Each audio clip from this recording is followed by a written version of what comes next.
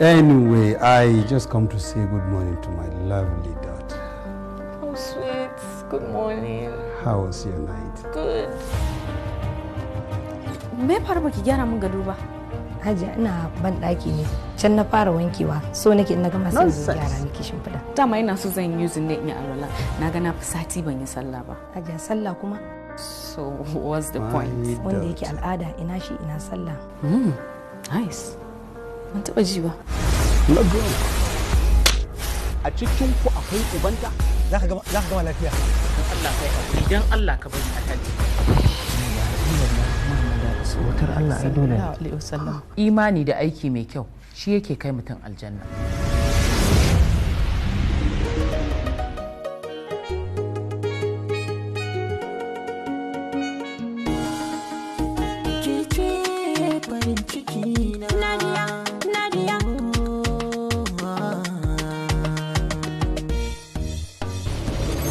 Ina so ki sani ba na satar kayan kowa, ba na zaluntar kowa. Ban yadda ba. Out of my sight! No. Ya hakuri.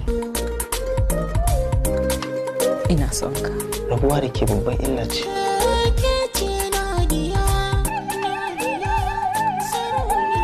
Allah Ubangiji ya sakin shigo da kafar dama Amadiya.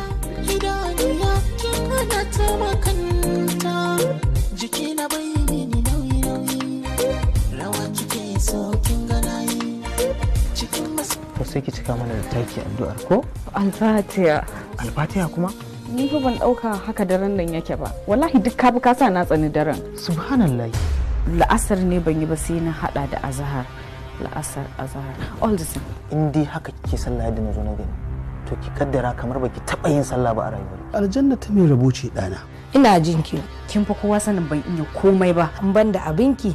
Yaushe za a ce lokaci ɗaya za ka koyi girki? To amma me yasa ke duk da iya girkin ki auren ki ya mutu? Me wani abin jima a kwaman wanka kawai na ibada. Idan ba a goga sabulu ban ana wanka ai ba ai wanka ba kenan. Kazanta kenan. Inna lillahi wa inna ilaihi raji'un. Duk wani musulmi da ke gani a duniya to dan aljanna.